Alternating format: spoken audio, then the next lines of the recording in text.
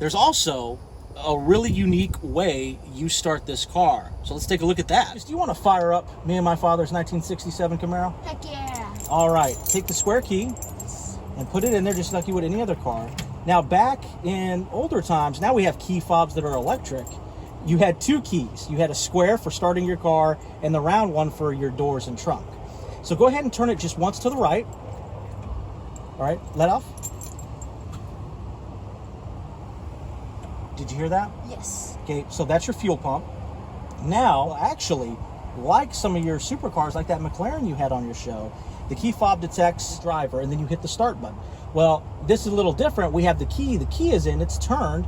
Now, you hit that button right there to fire it up. Push forward. And off. Wow. There you go.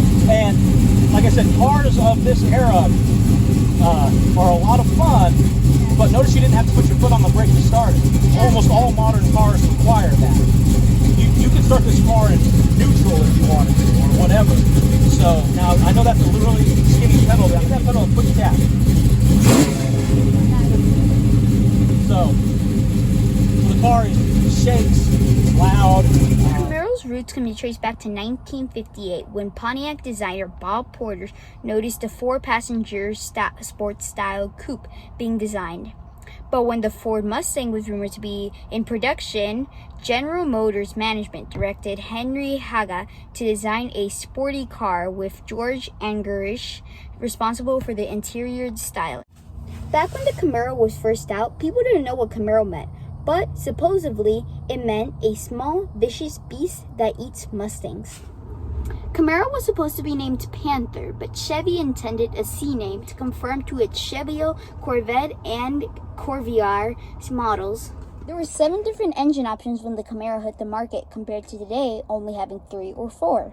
The 2019 Camaro is the fastest Camaro out there and the most track-capable Camaro ever, with a 10-speed automatic transmission and being able to go from 0 to 60 miles per hour in less than 3.5 seconds, and has a top speed of 198 miles per hour with over 650 HP. Hey guys, it's Lucas, and today I'm here joined with Casey from Combustion Chamber.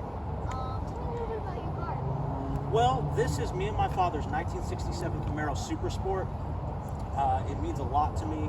Me and my father restored it together. I really say he's the brains behind the operation, but it actually has been in my family since before I was born. My father spotted this car, was in really rough shape in the 70s, about mid-70s. And back then, this was just a used car. It's not considered a classic or a collectible. And so he asked my grandmother for $500, can you borrow $500 to get this car? And he bought this car originally for $500. So that's how he got it, and he started restoring it before I was born with some of his students. He taught auto tech for many years. He's restored some of his friends, and then when I got old enough and took an interest in it, we really worked on it together. So this car is very special. It's really about my family as much as it is a nice car. So what makes the car special? It's special because it's one of a kind and it's custom. So a lot of people, when they see a car like this, they want, oh, is it numbers matching? Well, this car was already in rough shape, so it's not numbers matching, but me and my father really like to make things our own. For example, this color is not a General Motors color. This is a color my father picked and surprised me with, and he couldn't have picked a better color with the lines on this car. The thing about my father is, you know, he's been around cars so much. He used to race cars. He's crashed a couple on the track from time to time. But he really understands automotive design. You know, I think when he saw this color, he knew it would go well. You see some cars, and they have real funky paint jobs that kind of betray the lines of the car, or the color can emphasize the lines of the car. He picked that color. Another thing that's interesting about the car is on these vinyl seats, these are the original seat frames, but the vinyl is hand-stitched. Back when you'd buy one of these cars in the 60s, the stitching that goes vertically on the inlay was just pressed. It was just pressed to look, it was faux stitching because it's cheaper to manufacture. So my dad found somebody on the Texas-Mexico border to hand stitch these.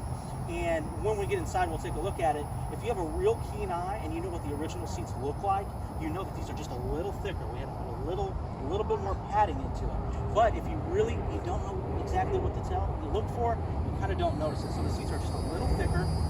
and have hand stitches. So here on the interior, you can see that there's no AC vents of any kind. Back in the 60s, unlike today, you could have options removed for the sake of saving power.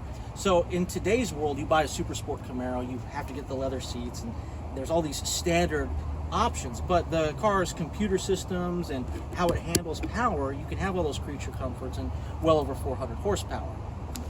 Back in the 60s though, air conditioning, power steering, power brakes, door locks, everything would rob the engine of power. So you could get a Super Sport Camaro minus all those options. So this car is as it was at the time in that one respect. It has no power windows, no power door locks, no power steering, no power brakes, and as you can see, no AC. The quickest way to tell if a Camaro has AC, this entire dash assembly is just a little different. They have holes cut out right here by the driver's left knee, and then right there on the other side of the glove box. It would actually be cut right there. Oh, wow. So, but you could get a car like that because some people, like me, Yeah. are far more concerned with horsepower than Speed, yeah. with air conditioning. Although when you live in Florida, I don't know if that's the wisest decision I could make.